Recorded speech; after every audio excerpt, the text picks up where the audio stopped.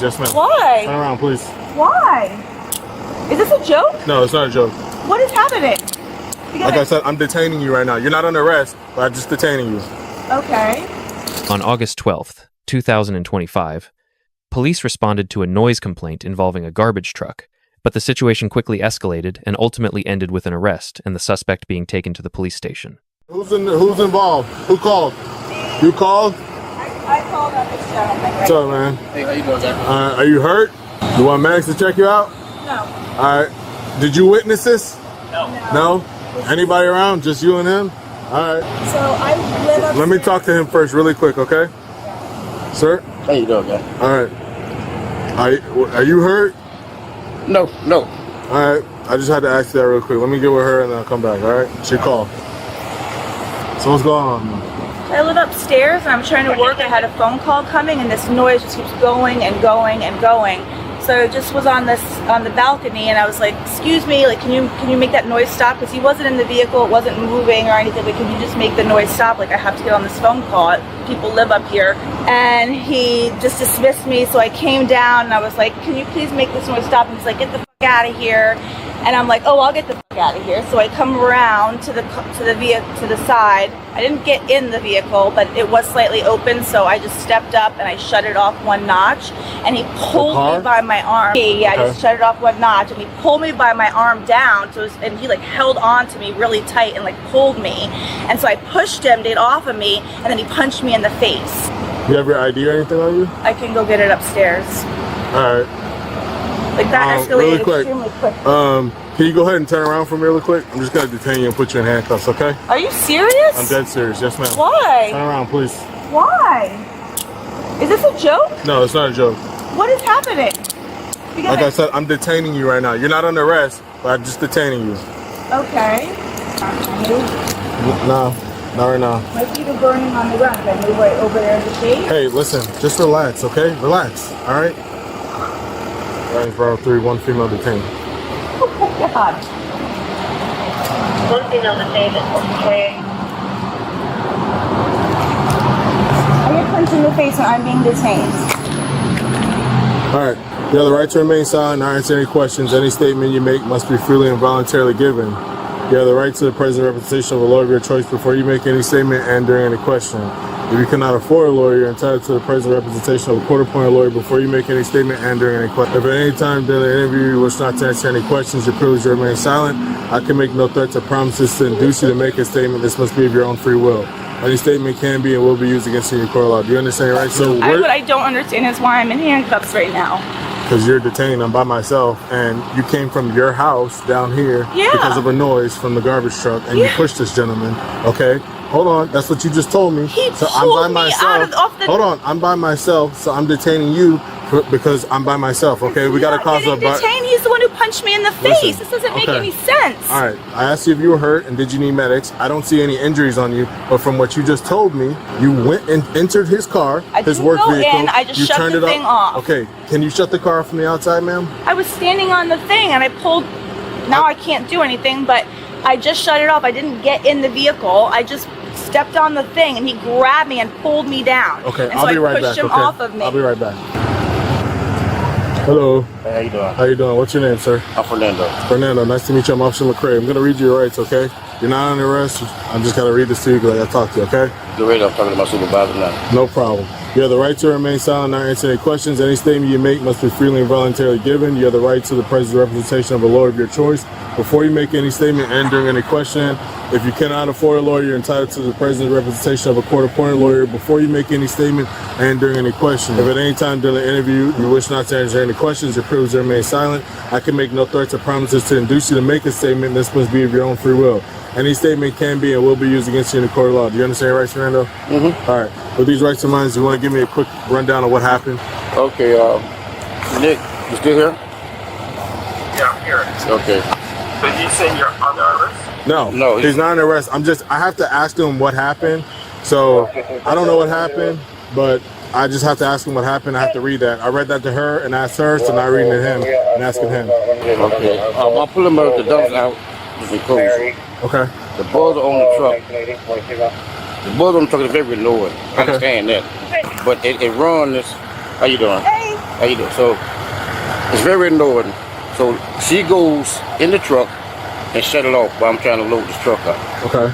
So I grabbed her, put her down, and she hit herself in the mouth. Say I punched her in the mouth. Out of the truck when she was in the truck. She went in the truck. Yes. Okay. All right. Do you have your license on you by chance? Yeah. Get there. I'm about to get there. It's So Fernando, after you pulled her out of the car because she was inside the vehicle, right? She claimed she hit herself. Do you know with what hand or anything like, or how she hit herself? I grabbed her by arm and pulled her from the ground. You were standing on the ground. Yeah. Oh, you stood up there too. No, she was in the truck. On what side? Did she go on the passenger side or the driver's side?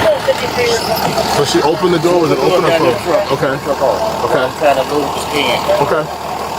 I grabbed her, pulled her down, so you don't supposed to be in the truck at all. Okay. And she hit her stuff in the mouth, that's when you just punched me. Okay. You ready, lady? At any point did you hit her? Okay. So let me ask you this. Did she put any hands on you or did she touch you at all? She pushed me. She pushed you? How did she push you? In the chest? Yeah. Okay. Are you hurt at all? Okay. Do you want to press charges on her? I can? Yeah. She pushed you. It's battery. And she is your truck. Correct. So it's up to you. I'm saying that, so basically we're here to investigate a battery. She alleges that you punched her in the face. So that's why we're here. So if you want to press charges, that's, you know, right now, based off of your story and her story, you're the victim. That's why we're asking if you want to press charges, meaning she's going to be prosecuted. If not. But she had no business coming down, getting this private property and trying to do shit off. And that's what they said. Okay. All right, so ma'am, you're going to be placed under arrest today for simple battery. He hit me. Are you kidding me? No, ma'am. He punched me in the face, and I'm the one that's going to jail. I've got my 2 dogs upstairs. I have to pee. I have to call work. This is insane to me right now, and nothing's happened to him. He's a grown fucking man who punched a woman. Hold on. First of all, listen. I'm telling you right now where we're at, but I'm saying if you need to make arrangements and stuff, we can help you with that. Please. But I'm just telling you right now, if that was a police car and we had sirens on there, would you come down there and do the same thing you did to that car? Not a police car. I'm not an idiot. Okay. Well, I'm just letting you know, when you trespassed inside the work vehicle. Didn't go in it. My arm was in it at the most. Okay. I was still on this bottom rung. Okay. Well, I'm just telling you right now, based on what Are you laughing with him? He punched me in the face. He punched me in the face, and you're over there laughing with him, and nothing's gonna happen. I'm sorry. Where are your shoes? Well, they're upstairs. I live here. Okay. She Yes, said she has a nobody couple of does. dogs or something up there. Okay. You have a neighbor or somebody that can take care of the dogs? I can put one in the crate, but this is just crazy. He punched me in the face. You're missing everything before. No, you're missing the punch in the face. I've never been punched in the face in my life. Wait. The very first crime that was committed was you entering his I truck. didn't enter his truck. My arm went in the truck, and I shut the notch off. One thing, I was coming out of the truck. I never went in. Is he good? I'm handcuffs and arrested because I shut off someone's hand. No, I don't need anything else from him. There's a case number. I gave him a case. I need to give him shit. You got Watch your truck mouth. information inside on the truck? No, I didn't get that. But Are we gonna do trespassing on the vehicle too, or no? That is insane. I am. Yeah. Wait, he's the victim? Yeah. Are you guys serious? This is like a nightmare right now. Listen. He punched me in the face. I don't understand what you guys don't understand about that. I called the cops on him. I know it's gonna be documented that way, but I'm trying to get you to understand something you're not getting. I'm not. So I'm telling you that the first thing that you did was leave your residence, and you came down. You trespassed into the work vehicle. I didn't get in the vehicle. He tried to remove you from the vehicle. He grabbed me by my arm. I'm surprised. I won't be surprised if I have bruises on my arm from him. How he grabbed me and pulled me down. waste management? Okay. Yeah, just have a seat in there, slide in, and we'll put the seatbelt on. Can you show me something that will smoke for 84 Sierra?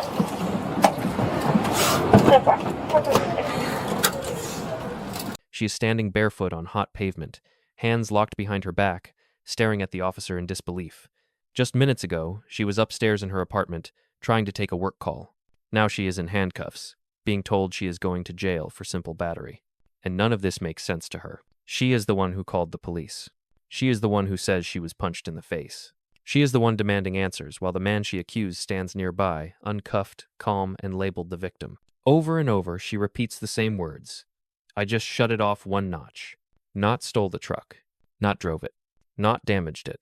just turned off the noise that was driving her crazy. But to the officer on scene, the situation has already crossed a legal line, and it did so long before anyone mentioned a punch. This is the moment that defines the entire encounter, the instant where a routine noise complaint collapses into an arrest, not because of emotion, not because of gender, but because of one decision that, under the law, cannot be undone. How does the person who calls for help become the one placed in cuffs? And why does the allegation that shocked her the most end up mattering the least? To understand that, we have to rewind to what actually happened, step by step. The incident begins in a quiet residential complex during a routine garbage collection. A sanitation truck is stopped below the woman's apartment, its warning buzzer sounding repeatedly as part of standard operation. From her balcony, she calls down, asking the worker to turn the noise off so she can take an important work call. The request is refused. The truck is still actively being used, and the worker continues his job. Frustrated, she leaves her apartment and goes downstairs. This is the first critical decision point. Instead of calling police at that moment, she approaches the truck directly. Words are exchanged. Tension rise. Then, believing the vehicle is idle, she steps onto the side rung of the truck, reaches inside, and turns the ignition one notch to stop the noise. From her perspective, this is minor. From his perspective, it is not. The worker reacts immediately, grabbing her and pulling her away from the vehicle. She resists, pushes him to get free, and the two separate. She claims he punched her in the face. He denies it, stating she fell and struck herself during the struggle. Police arrive minutes later. They speak to both parties separately. No visible injuries are observed. No witnesses are present.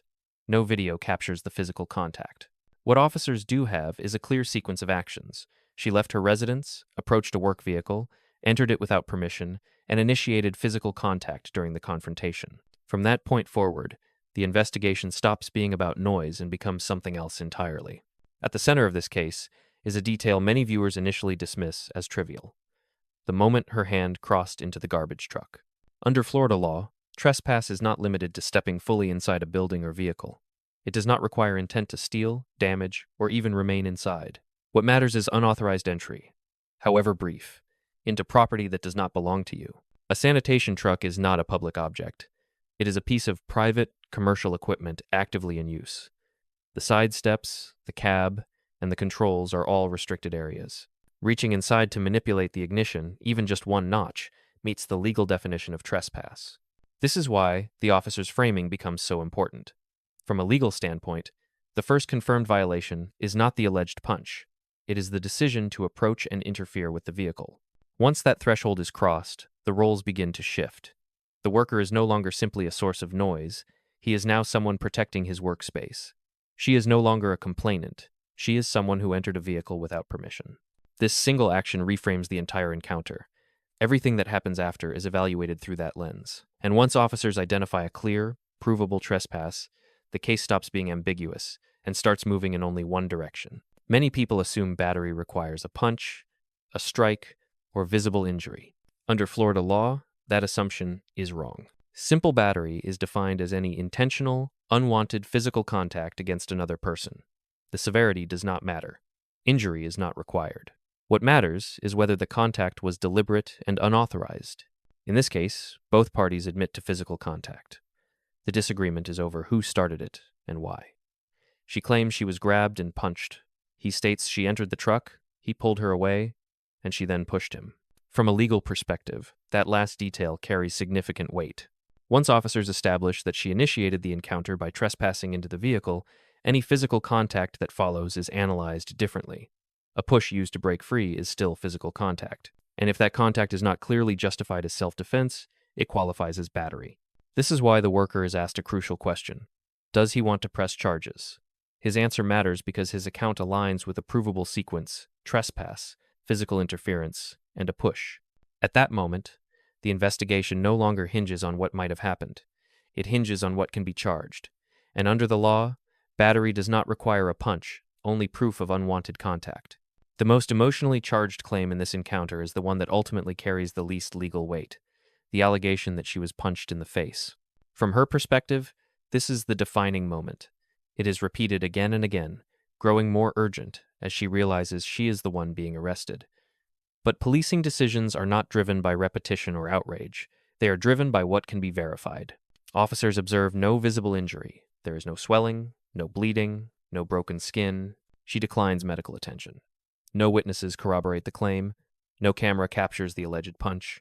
In real time, there is nothing to substantiate it beyond her statement. That does not mean the punch could not have happened. It means it cannot be proven at the scene. By contrast, the trespass is undisputed. The physical push is acknowledged. Those facts are immediately chargeable. Law enforcement is required to act on the strongest, most provable offense, not the most serious allegation.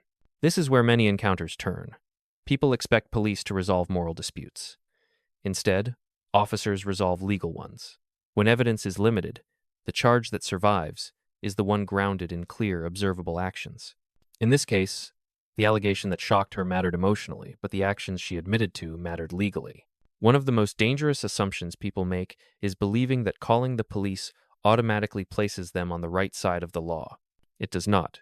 Officers respond to events, not intentions. When they arrive, they do not evaluate who dialed first. They evaluate what happened, in what order, and what can be proven. In this case, the sequence matters more than the emotions behind it. The woman believes her call should shield her from consequences. Instead, it places her actions under scrutiny. By leaving her apartment, approaching the truck, and interfering with a vehicle that was not hers, she creates a legal problem before police ever arrive.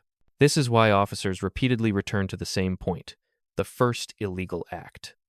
Once that line is crossed, everything else is viewed as a reaction to it. The call does not erase the trespass. The complaint does not undo the physical contact. This is the caller fallacy, the belief that seeking help guarantees protection. In reality, it guarantees examination. And when that examination reveals a clear violation, the person who asked for assistance can become the person taken into custody. Understanding that distinction is the difference between a complaint and a charge. As the handcuffs stay on, her focus shifts. The argument is no longer about noise or even the alleged punch. It becomes about consequences she did not anticipate. She mentions her dogs upstairs, her job, the bathroom. Each detail signals the same realization setting in that this situation is no longer under her control. What began as frustration has turned into panic. On body cam, this moment is unmistakable. Her voice rises. Her logic fragments. She cycles between anger and disbelief, repeating the same facts, hoping repetition will reverse the outcome. It does not. This is where emotion collides with procedure. Officers remain calm, methodical, and detached. They are not debating fairness. They are completing an arrest based on what has already been decided legally. Bodycam footage captures something people rarely expect to see themselves doing: arguing feelings against facts. In that moment, she is not being judged for her intent, she is being processed for her actions. The realization comes too late. Once the decision is made, emotion cannot undo it, and the camera keeps rolling, documenting the exact point where control is lost and authority takes over. This case does not hinge on who felt wronged. It hinges on sequence, evidence, and boundaries. A noise complaint became an arrest because a private vehicle was treated as a problem to be solved rather than a boundary to be respected. The moment that boundary was crossed, the law took over. Everything that followed raised voices, physical contact, and accusations was evaluated through that lens. The lesson here is not about who was more upset or who told the story better. It is about restraint.